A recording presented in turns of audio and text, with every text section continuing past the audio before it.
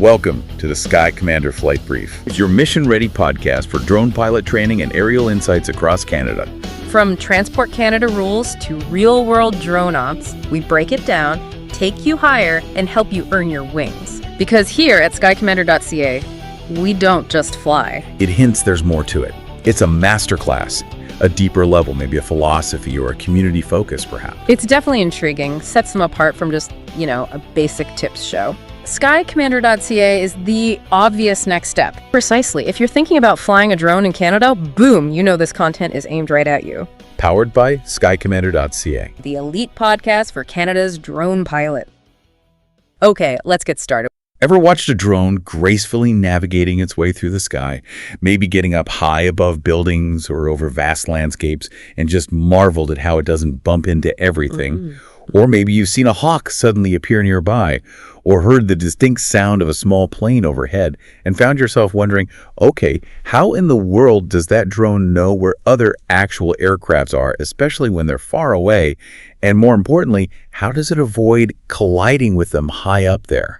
It's not just a casual thought, is it? It's really one of the most fundamental challenges facing the drone industry today as we aim for more complex operations. Right. That crucial capability for a drone to actively see what's around it in the airspace and automatically or semi-automatically dodge potential conflicts is exactly what we're going to take a deep dive into today. Absolutely. This deep dive is centered entirely around detect and avoid systems, or DAA, for drones. You can think of it as bringing a level of sophisticated airspace awareness and reflexive safety to unmanned aircraft. Yeah, that's a good way to put it. That's essential for integrating them safely into our shared skies, particularly as we push the boundaries of where and how drones can fly. And we have a fantastic collection of source material here provided by you, our listener. We're looking at articles, detailed technical guides from manufacturers, official regulatory info from Transport Canada, and even some really insightful historical notes. Quite a stack. It is. Our mission today is to go through the stack, extract the most important nuggets, maybe cut through some of the technical jargon, Please. And get straight to the practical, essential insights you need to understand DAA. That's right. By the end of this deep dive, we want you to have a really solid grasp of what DAA is, and maybe just as importantly, what it isn't. That distinction is key. We're going to explore its surprising history, dig into the various technologies that make these systems work, spend significant time on the specific Canadian regulatory landscape, and some major recent changes you absolutely need to be aware of. Very important, those recent changes. Walk through practical, real-world scenarios to see how it all plays out, and finally, peek into what the future holds for DAA technology and regulations. The goal here is clarity and practical knowledge. Okay, let's unpack this. Let's do it. So, let's get straight to the heart of it. At its most basic level, how should we think about DAA? What is the core concept? Well, at its core, DAA is about giving a drone the capability to perceive its surrounding airspace and react to potential collision threats from other occupants of that airspace. Imagine your drone is a cyclist on a busy path, not just riding forward, but constantly scanning ahead and to the sides, identifying other riders, pedestrians, or obstacles, anticipating their movements, and being ready to subtly adjust course or brake to avoid conflict. I like that analogy. DAA provides that same kind of proactive environmental awareness and the capability to execute an avoidance action, even when the human pilot might not have direct visual sight of the drone or the threat. It emphasizes the active part of it, not just being aware, but being ready to do something. Precisely. And this capability is defined quite formally by regulatory bodies like Transport Canada, particularly because it's so central to safety. Right. When we talk about the official definitions, there are a few key terms that often come up. And understanding the precise meaning is crucial for anyone operating or planning advanced drone missions, and definitely if you're studying for any regulatory exams, I imagine. Absolutely. The main term, as we said, is detect and avoid, DAA. Transport Canada defines DAA systems as those enabling a remotely piloted aircraft system, an RPAS, or drone, to autonomously detect potential conflicts, primarily with other airspace users, but also with obstacles. Okay. Once detected, the system must either alert the pilot effectively or, in more advanced configurations, initiate avoidance actions itself. The critical elements in that definition are other airspace users as the primary target set. Right, the traffic. And the requirement for detection range to be appropriate for the class of airspace the drone is operating in. You need enough warning time to take action, you see. So DAA is about seeing planes, helicopters, gliders, potentially even large birds or other drones, and having time to move out of their way. Exactly. That distinction, seeing other air traffic at range, is fundamental. Now, you'll also hear the term collision avoidance. How does that relate?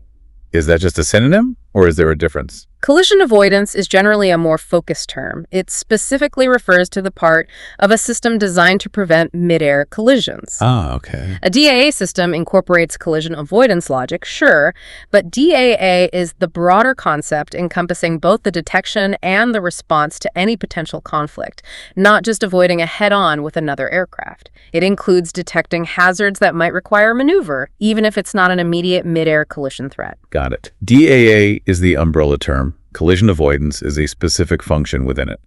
What about situational awareness? That comes up a lot. Right. Situational awareness isn't a system itself, but a state of understanding. It's the pilot's or the system's continuous perception of the environment, anticipating possible future events, and identifying risks in time to act. So DAA helps with that. Massively. DAA systems are explicitly designed to enhance situational awareness for the drone pilot, especially when the drone is operating beyond visual line of sight, BVLOS, where the pilot can't rely on their own eyes to scan the airspace around the aircraft.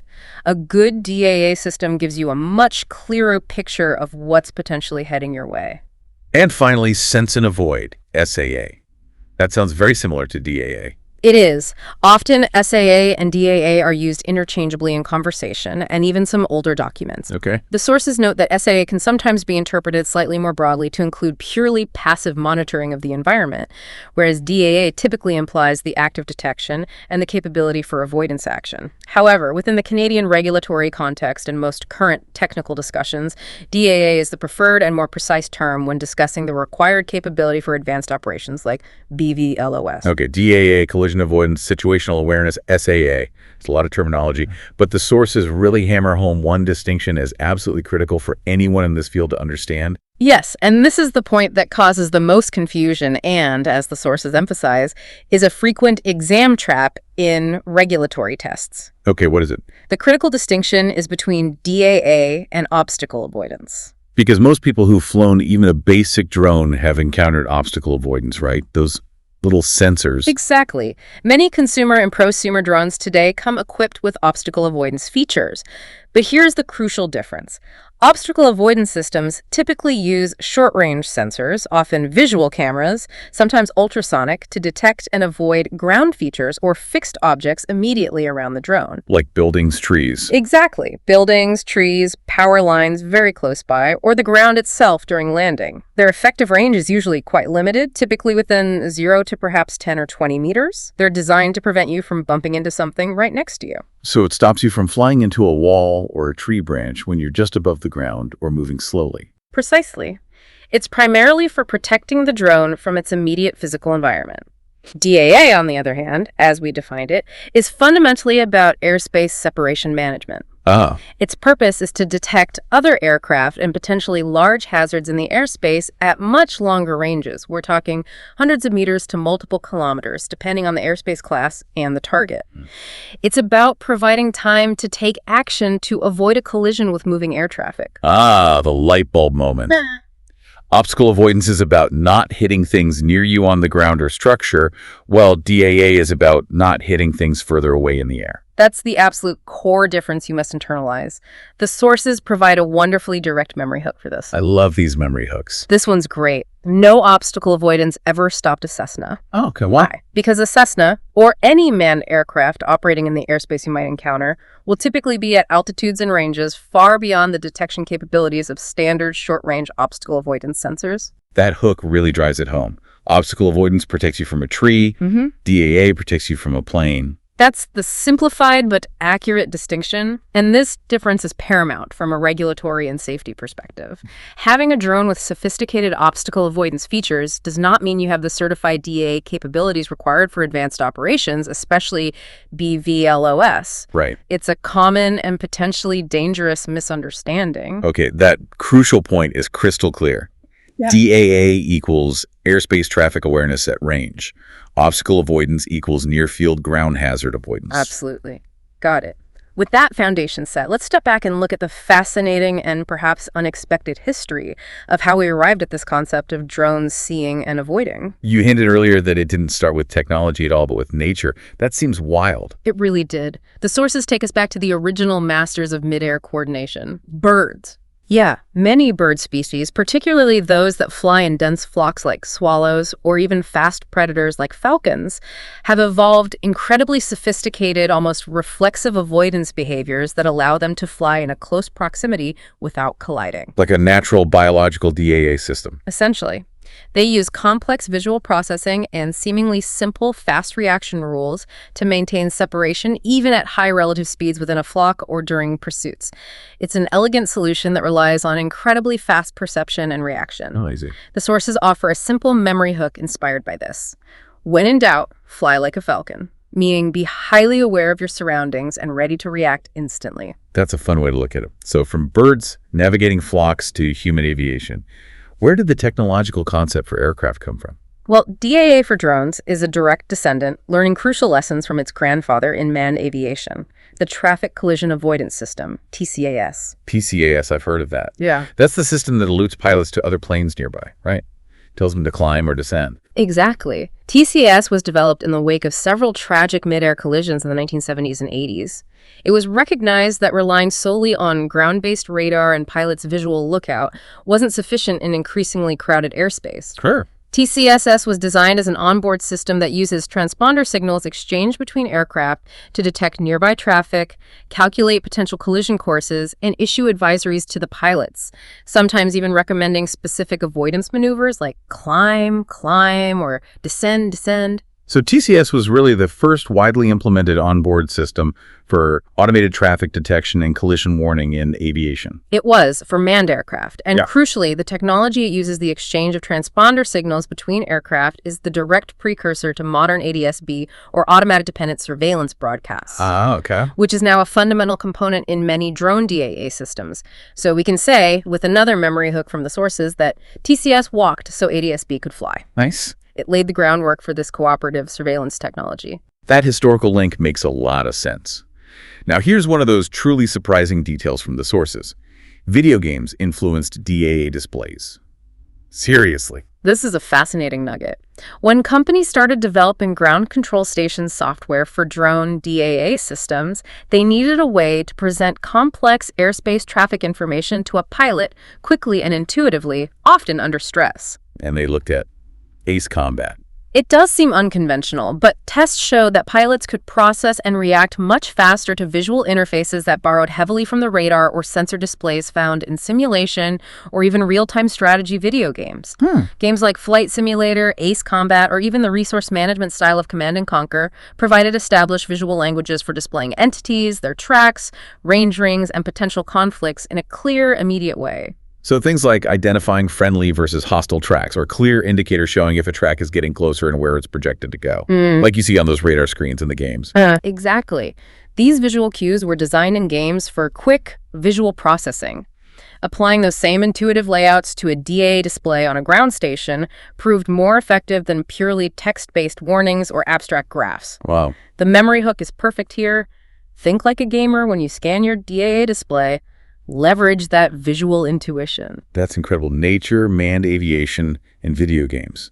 What a blend of influences. So when did DAA capabilities move from these separate influences to becoming a dedicated focus for drones specifically? Well, the sources pinpoint the mid-2010s, roughly from 2015 to 2018, as the period marking the drone boom and the DAA race. Right, when drones started getting really popular. Exactly. Early consumer and prosumer drones, like those from DJI or Parrot, were revolutionary for their stability, ease of use, and imaging capabilities. But their focus on avoidance was limited to that short-range obstacle avoidance we discussed earlier, preventing crashes into nearby physical objects. Because at that point, most drone flying was still close in and within visual line of sight, generally. Precisely. Airspace separation wasn't a primary technical challenge for that operational model. However, as industries began to realize the potential of drones for tasks requiring flights over longer distances, higher altitudes, or beyond the pilot's direct sight, Like inspections, mapping. Things like infrastructure inspection, mapping large areas, delivery, or search and rescue. The need for a reliable way for the drone to see and avoid other air traffic exploded. That demand must have spurred rapid innovation. People needed solutions. Fast. It absolutely did. This is where specialized companies really emerged, dedicated to building DAA solutions specifically for the size, weight, and power constraints of drones. Right, you can't just bolt a massive TCS system onto a small drone. Not quite. So companies like Avionics miniaturized ADS-B technology, Right. Iris Automation developed sophisticated optical sensing systems, and Echodyne pioneered compact radar systems that could be mounted on a drone. The period became a race to develop and certify viable DAA solutions. And now it's a significant part of the drone market. Oh yeah. The sources highlight that DAA systems are now a multi-billion-dollar segment within drone technology, representing one of the fastest growing and most critical areas for enabling expanded operations. Wow. The memory hook captures this transformation. DAA went from video game luxury to billion-dollar industry in 10 years. It reflects how quickly this capability moved from a theoretical concept to essential hardware. You mentioned bees again in the history section. Actor birds. What did bees teach us about DAA? I'm intrigued. This is another fascinating piece of research highlighted in the sources. MIT researchers studying honeybee flight found something surprising. Honeybees, using relatively simple visual processing, were remarkably effective at avoiding collisions in crowded environments. Right. And their performance often outperformed some of the early optical DAA systems being developed for drones. That's counterintuitive. Why would a bee be better than a sophisticated drone system? Well, the key seems to be in their approach. Bees heavily rely on optic flow, processing the relative speed and direction of visual patterns across their field of view, and using very fast, almost reflexive rules to maintain separation. Simple rules, fast reaction. Exactly. Early drone optical DAA systems, however, sometimes got bogged down trying to perform complex, computationally intensive object recognition, like trying to figure out what something was before deciding to avoid it. The bees' simpler, faster, reflexive optic flow-based approach was more robust and quicker to react in dynamic environments. So again, maybe trying to be too smart with complex processing wasn't as effective as a faster, more intuitive reaction. Less thinking, more doing. It seems that way, at least initially. And the takeaway is that many modern optical DOA algorithms have actually incorporated principles from insect vision, using optic flow and faster reactive rules rather than solely relying on slower, complex object identification. Fascinating. The memory hook reinforces this wisdom from nature. If you want to fly smart, fly like a bee. Focus on fast, effective perception and reaction. Wow, what an incredible journey for this technology from the natural world through aviation necessity and even video game design to becoming a multi-billion-dollar race for drone safety. It really underscores how many different threads came together to create today's DAA systems. It truly does. And that historical context helps us appreciate the complexity of how these systems actually work now, which brings us to the technology under the hood. Right. We've mentioned that they need different eyes or sensors. How do these systems combine that information to actually detect and avoid? It sounds complicated. Modern effective DAA systems almost universally rely on a multi-sensor approach. The sources are very clear on this point, and it stems directly from the limitations of any single sensor type. Makes sense. If you rely on just one way of seeing the world, you'll be blind to certain threats or vulnerable in certain environmental conditions. By combining different sensors, you build a more robust and reliable picture of the airspace. It's like having different kinds of glasses or different ways of listening so you don't miss anything important. Exactly. You compensate for the weaknesses of one sensor with the strengths of another. The sources give us a helpful mnemonic to remember the primary types of sensors used in DAA systems. RACOL, like our airspace scanning raccoon friend. Let's hear it. What does each letter stand for? Okay, let's break it down. R is for radar.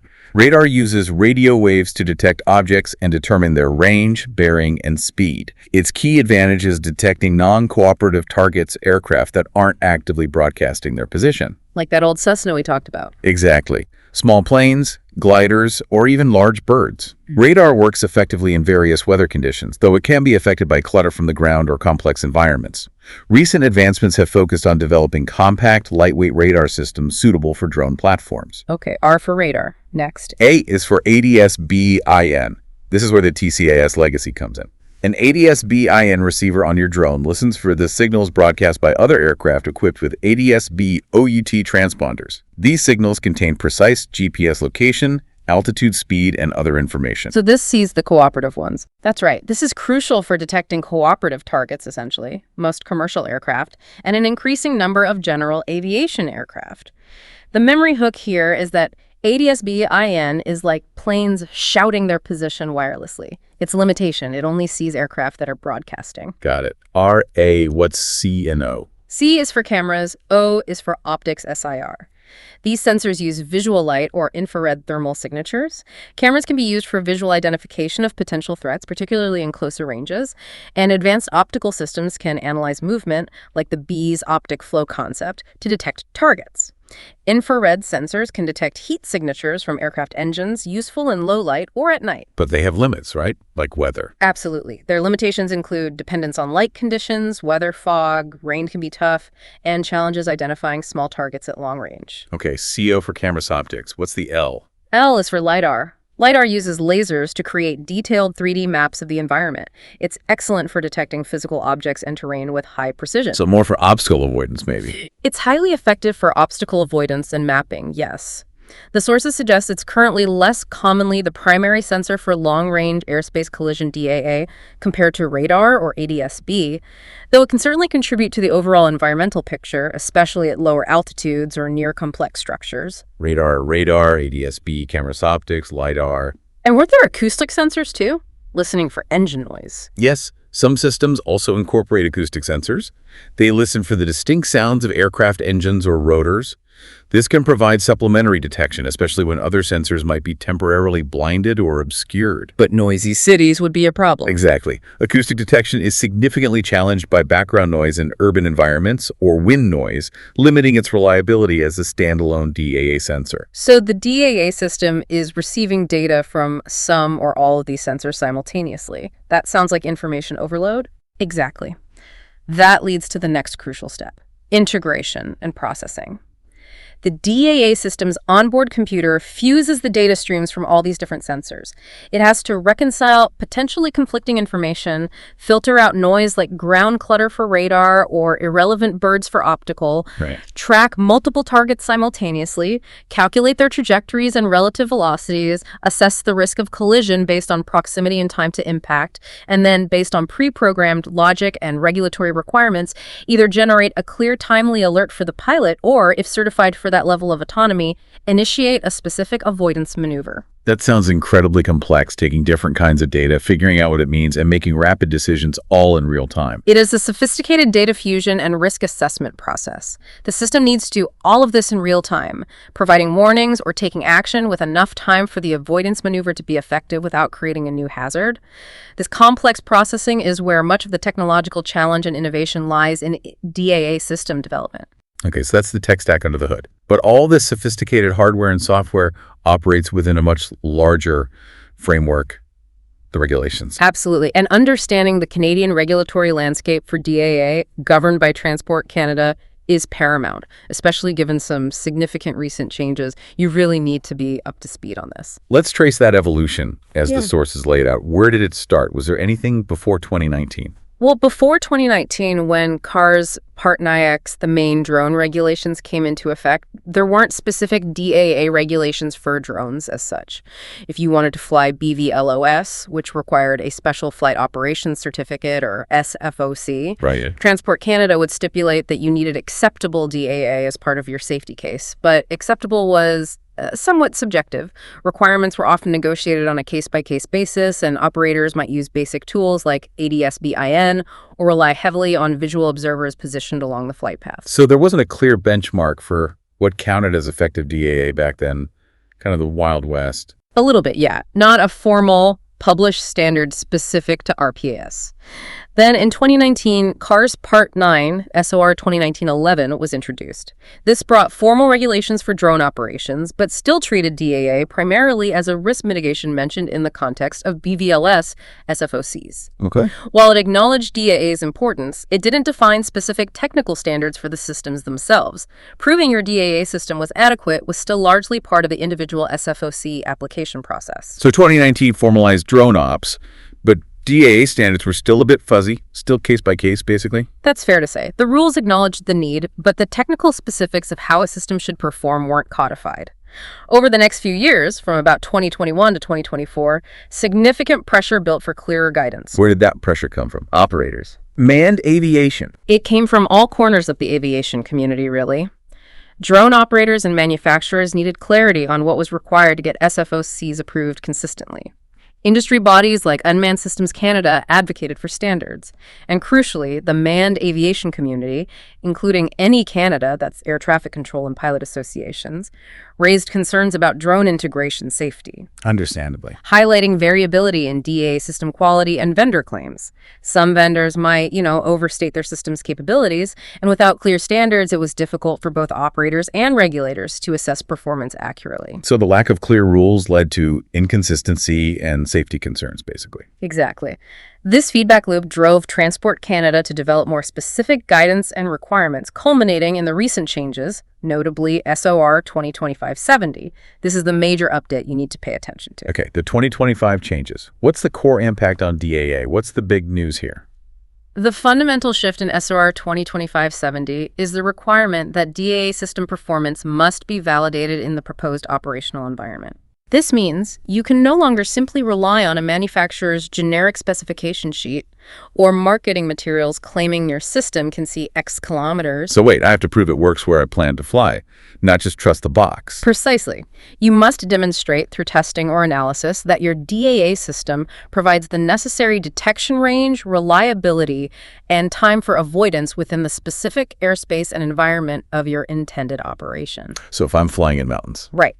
If mountains block your radar's view, if urban buildings interfere with optical sensors, or if high traffic density challenges the system's processing and you can't demonstrate how you've mitigated those issues, your SFOC application relying on that DAA performance will likely be denied. That is a significant change. It pushes the responsibility squarely onto the operator to verify performance in their actual use case. It's a huge shift from install and assume to demonstrate it works here.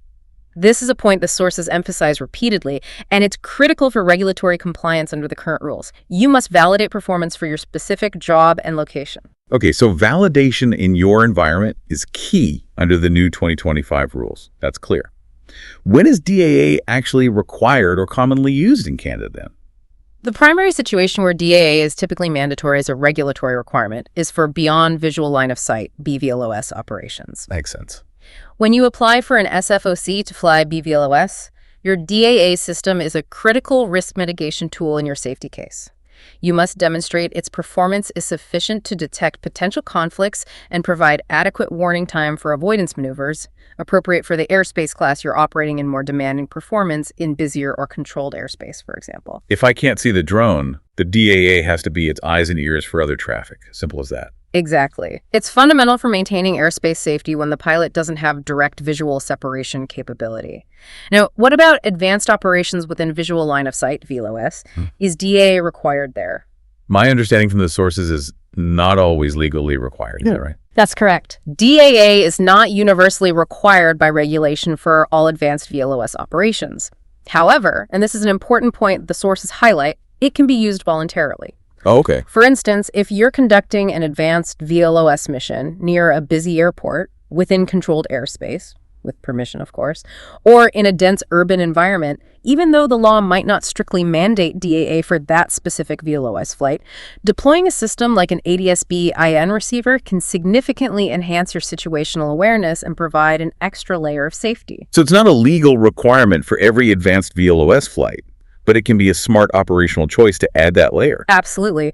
Transport Canada encourages enhanced risk mitigation, and you can include the use of voluntary DAA in your concept of operations, your CONA PS, or your risk assessment for an advanced VLOS flight to show that you're proactively managing risks beyond the minimum requirements. Okay, so mandatory for BVLS, potentially voluntary or conditionally required for some advanced VLS depending on risk. That's clearer. Right. And here is another absolutely crucial watch out from the sources, a prime exam trick.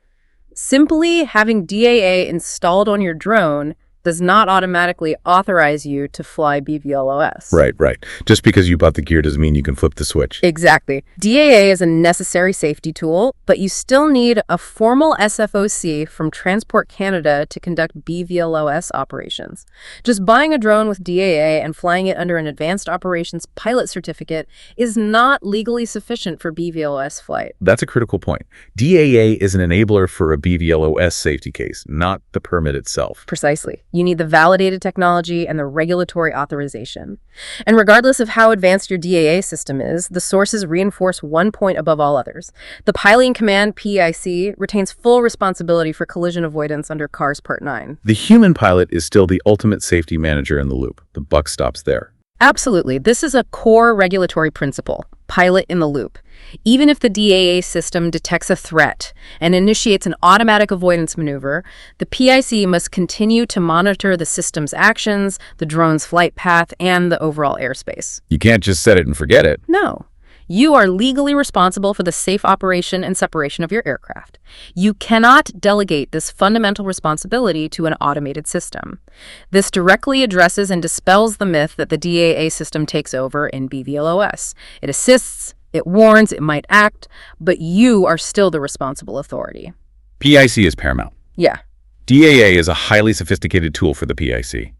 Let's see how this all comes together in practical situations. The sources provide some really useful real-world scenarios. Yeah, these scenarios are excellent because they show how the definitions, the technology, and the regulations interact in practice. They help solidify the concepts. Okay, let's look at the first one. A BVLOS power line inspection in a remote area. Lay it out for us. Okay, imagine you're flying 50 kilometers along a remote power line corridor in, say, Alberta under a Transport Canada SFOC for BVLOS.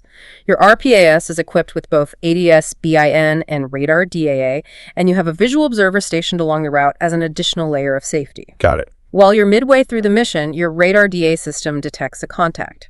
It's tracking a small, low-flying aircraft that you realize, based on its behavior and lack of transponder signal, is likely a non-cooperative target, perhaps a local farmer in a very old plane without modern avionics. Okay, so the radar picked up something the ADS-B wouldn't have seen. It's non-cooperative traffic. What's my immediate action as the pilot? Your action, as dictated by your approved SFOC operational procedures and DAA contingency plan, is to immediately initiate your predefined DAA avoidance procedure. This typically involves pausing the mission and initiating a planned maneuver, such as a rapid but controlled descent to a very low safe altitude, or diverting to a holding point away from the power line corridor until the potential conflict has passed. You would also communicate the contact and your actions to your visual observer and log the event in your flight records. And in this specific case, my multi-sensor DAA, particularly the radar component, successfully performed its role by detecting a target that wasn't broadcasting. Give me time to react according to plan. Precisely. This scenario highlights the value of the multi-sensor approach, especially the radar for non-cooperative targets in remote areas. And the memory hook here is crucial. DAA doesn't replace you. It gives you time to make the right decision. Right. The system alerted me, enabling me to execute my plan to maintain safety. Exactly. All right, scenario 2. Urban VLOS cinematic flight with only basic optical sensors. This sounds more like a typical shoot. Picture this. You're flying VLOS downtown Vancouver for a film shoot, operating under an Advanced Operations Pilot Certificate. Your drone has standard visual obstacle avoidance sensors, front, rear, maybe top, to help prevent accidental bumps into buildings or street furniture at close range. The standard stuff. But it does not have a certified DAA system with radar or ADS-B. You're focused on getting the shot, but suddenly you hear the distinctive thumping of helicopter rotors getting rapidly louder, though you can't see the aircraft yet among the buildings.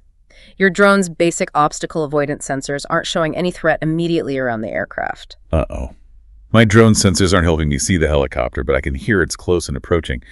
What do I do? What must you do? You cannot rely on your drone's basic obstacle avoidance system in this situation. As we discussed, that system is for near-field fixed objects, not distant, moving air traffic. Right. It won't stop a helicopter. Exactly. Since you are flying VLOS, your primary method of collision avoidance and situational awareness remains your own human senses and judgment. Your action must be to immediately use your eyes and ears to try and locate the helicopter, assess the threat, and proactively take action to descend or land at a safe, pre-identified spot if necessary to ensure visual separation. So even with the drone's tech, my human senses are the critical DAA in a VLOS situation like this. It's on me. Exactly. Obstacle avoidance is irrelevant here. Your PIC responsibility under VLOS relies on your own ability to see and avoid. The memory hook is clear. Obstacle avoidance, DAA, ears and eyes still rule. Your human vigilance was the key safety system in that moment. Okay, scenario 3, DAA failure. During a BVLOS survey mission, this sounds like a bad day. Yeah, could be. You're conducting a crucial BVLOS survey over a large agricultural area, flying under an approved SFOC that mandates the use of your comprehensive DAA system, which includes radar, ADS-B, and optical. Midway through the mission, your ground control station displays a critical alert. The DAA system's radar component has malfunctioned and is no longer providing valid data. Oof. The ADS-B receiver is still functioning, reporting cooperative traffic, but your radar is out. So I've lost a required component of my DAA system when DAA is mandatory for this flight. What's the procedure? I can't just keep going. Absolutely not. According to your approved SFOC and its mandatory DAA failure contingency plan, you must cease the BVLOS operation immediately. This means initiating your predefined emergency procedure. Which is what usually? Which is typically either a programmed return to home to land at your base station or diverting to land safely at a designated emergency landing site that you pre-planned. You cannot legally continue the BVLOS flight just because part of your DAA system is still working or because you think you could manage visually. Even if I still have ADS-B and maybe some visual references from the camera. The sources and regulations are clear. If DAA is a required risk mitigation for your mission as specified in your SFOC, its failure, even partial failure of a key component, means the approved safety case is no longer valid. Continuing the flight is a regulatory violation. Okay. The memory hook drives this home. DAA fail or land do not continue BVLOS if DAA is required. Safety demands ending the mission immediately and safely. That hammers home the point that DAA, when required, isn't optional or supplementary. It's foundational to the safety case. You lose it, you stop. Absolutely. Foundational is the right word. Scenario 4. Voluntary DAA use in an advanced VLOS mission near controlled airspace. Okay, so this is VLOS, but near an airport maybe. Right. Let's say I'm doing an advanced VLOS inspection of a bridge located near the boundary of a Class D aerodrome's control zone. I have received the necessary permission from air traffic control to operate within the control zone as per my SFOC, which specifies VLOS, and I've voluntarily equipped my drone with an ADS-B-IN receiver, even though it's not legally required by Transport Canada for this specific VLOS flight under my SFOC. So I added it for extra safety. Exactly.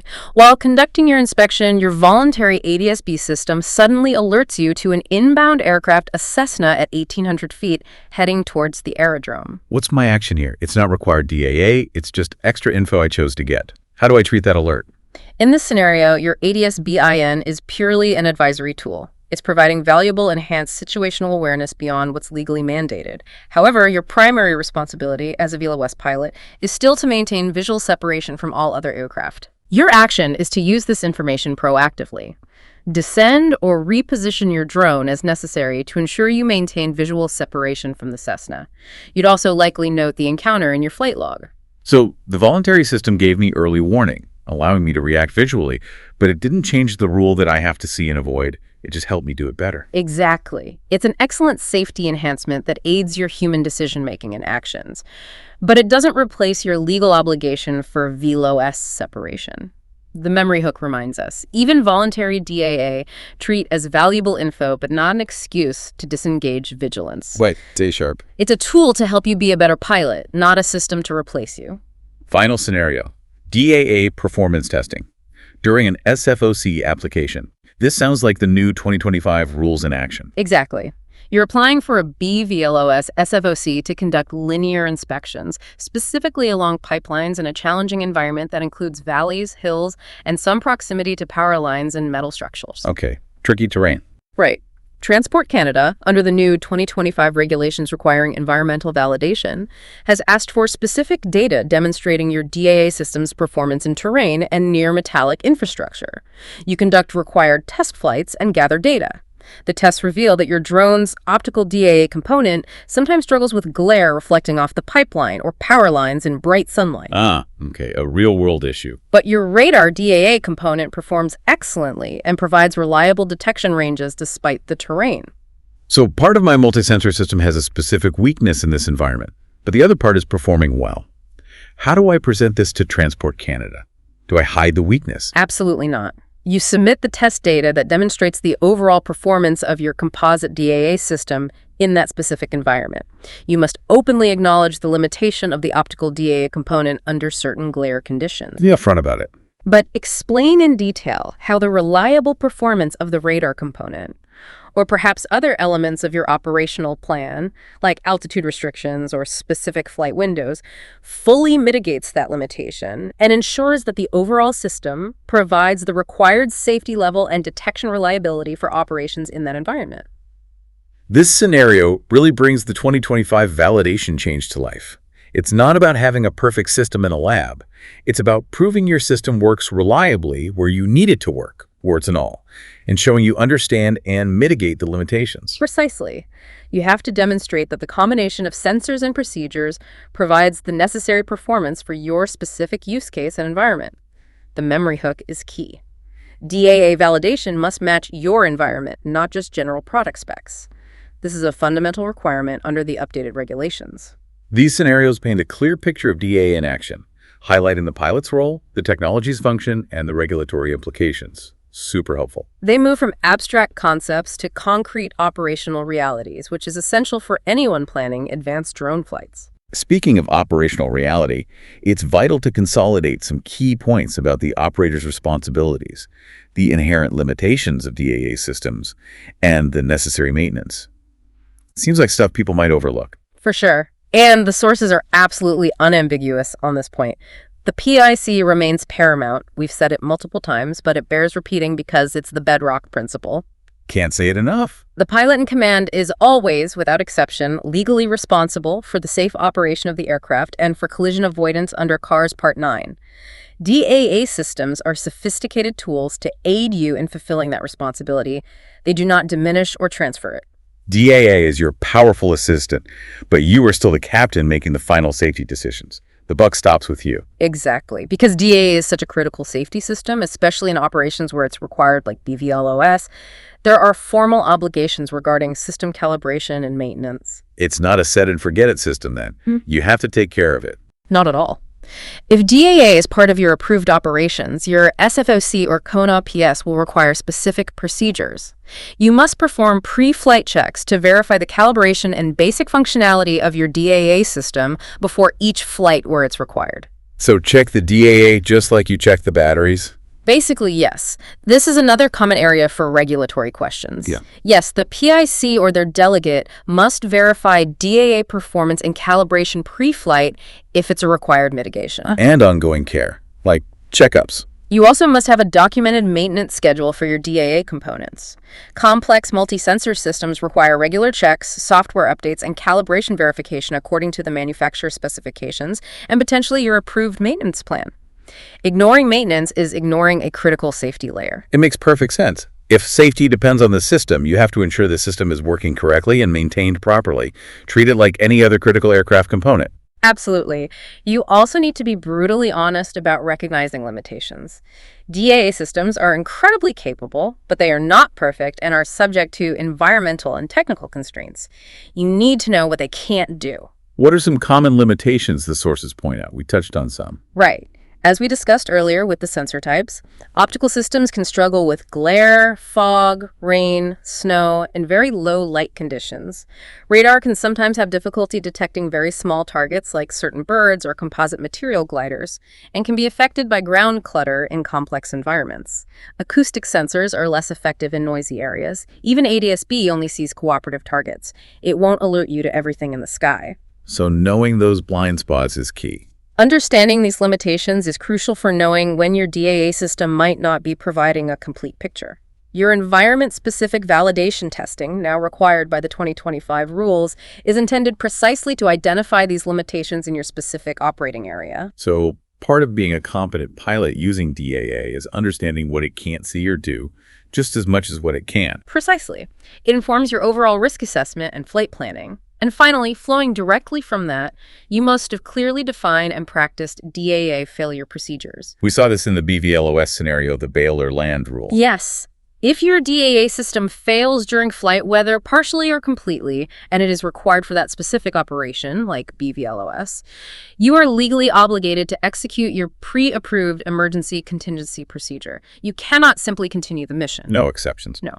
This procedure, usually a pre-programmed return to home or an immediate landing at a safe designated site, must be detailed in your SFOC application and understood by the pilot. Continuing a required BVLOS mission without functioning DAA is a serious regulatory violation. So DAA maintenance, recognizing limitations, and knowing exactly what to do if it fails are all non-negotiable parts of operating safely and legally with these systems. Got it. They are fundamental operational requirements that complement the technology itself. You can't separate them. This brings us to some of the common misunderstandings and pitfalls about DAA that the sources flag, including some exam tricks designed to test your understanding of these nuances. Let's explicitly address these to clear the air. Maybe a quick true-false rundown. Good idea. Lay them out. It's important to make sure these coins are crystal clear. Okay, first common one. Obstacle avoidance on my drone counts as DAA for regulatory purposes. True or false? False. This is the most frequent misconception. Obstacle avoidance is short-range, near-field detection for ground obstacles. DAA is long-range airspace separation from other air traffic. Fundamentally different, remember. No obstacle avoidance ever stopped a Cessna. Crystal clear. Second pitfall. Having DAA installed on my drone makes BVLOS flight legal for me. False. DAA is typically a necessary safety mitigation tool required for BVLOS operations, but it is not the authorization itself. You must obtain a specific SFOC from Transport Canada for BVLOS flight based on a full safety case and operational plan that includes DAA, among other factors. DAA is an enabler, not the permission slip. Got it. Myth number 3. DAA systems are fully autonomous and take over responsibility from the pilot, especially in BVLS. False. While DAA systems can initiate automated maneuvers, the pilot in command always retains legal responsibility for the safe conduct of the flight and collision avoidance under CARS Part 9. The pilot must remain in the loop, monitoring the system and the environment. DAA aids, it doesn't absolve responsibility. Okay, here's one directly from the 2025 changes. A manufacturer's generic specification sheet showing the DAA system's capabilities is sufficient proof for Transport Canada during an SFOC application. False. Under SAR 2025-70, you must validate and demonstrate the performance of your DAA system in your specific proposed operational environment. Generic manufacturer specs are a starting point, but you need to show real-world performance data relevant to where and how you intend to fly. Prove it works there. Makes sense. What if DAA fails mid-mission? If my DAA system fails during a BVLOS flight, I can continue the mission manually if I can still see the drone or the area. False. If DAA is a required mitigation for your BVLOS mission as specified in your SFOC, its failure mandates the immediate execution of your pre-approved emergency contingency procedure land or return to home. You cannot legally continue the BVLOS flight without the required functioning DAA system, period. Okay, another one about sensors. An ADS-B receiver is sufficient DAA because it detects all aircraft. False. ADS-BN only detects cooperative aircraft that are broadcasting their position.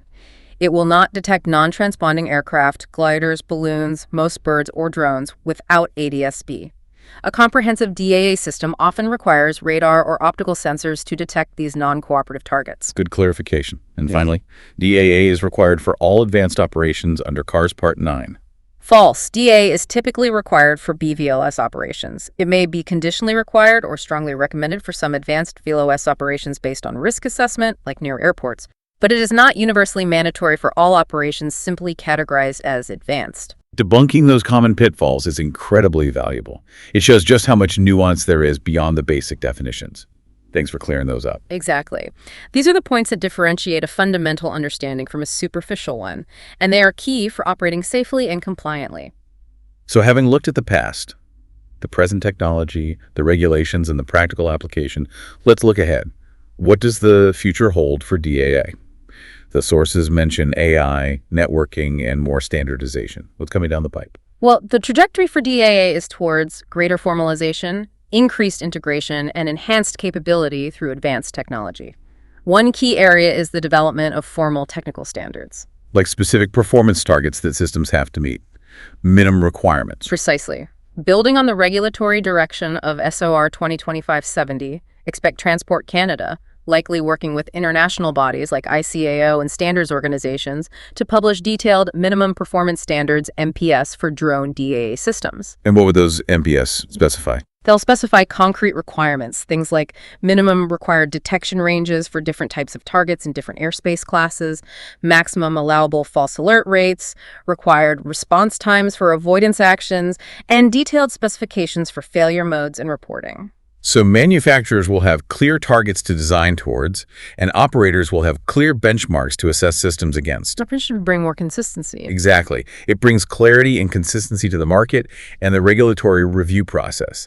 This could also lead to possible mandated DAA for more operations in the future. Expanding beyond just BVLOS, you mean, for some VLOS too? That's a strong possibility. While not currently required for all advanced VLOS, future regulatory updates could mandate certified DAA systems for certain types of advanced VLOS operations. Like where? Particularly those conducted in or near higher density or controlled airspace, like Class C or D, or in complex urban environments where the risk of encountering other traffic is higher. Canada might adopt a tiered airspace model where DAA is progressively required at higher levels of operational risk or airspace classification. So, accessing certain parts of the airspace might require a certified DAA system as standard equipment, just like manned aircraft need certain avionics. It's a logical progression as airspace integration increases. To support this, expect the development of specific DAA system validation tools and processes. How would that work in practice? Like standardized tests? Yeah. Transport Canada may develop its own specific DAA validation protocols or approve third-party testing organizations to conduct these assessments. This could involve standardized simulated encounter scenarios, Virtual collisions. where a DAA system is tested against virtual representations of various aircraft types on conflicting trajectories to prove its detection reliability, tracking accuracy, and timely response capabilities in a controlled, repeatable environment. That sounds like a smart way to ensure systems are truly effective before they are used in real-world BVLOS operations. Yeah. Better than just hoping it works. It is. It moves validation beyond simple range tests to performance in dynamic traffic situations. And maybe the most ambitious future vision involves the deep integration of DAA with air traffic control, ATC, and unmanned traffic management, UTM systems. Whoa, so drones aren't just seeing, they're communicating with the broader airspace management, talking to the tower, essentially. That's the long-term goal for fully integrated airspace. In a truly networked system, DAA won't just be an isolated onboard capability. Onboard DAA systems could share their real-time detection data with ground-based unmanned traffic management UTM platforms, which is sort of the drone equivalent of ATC. Okay. And potentially even interface directly with NAV Canada air traffic control for operations in highly controlled or complex environments. So the DAA system doesn't just protect the drone, it contributes to the overall airspace picture for everyone.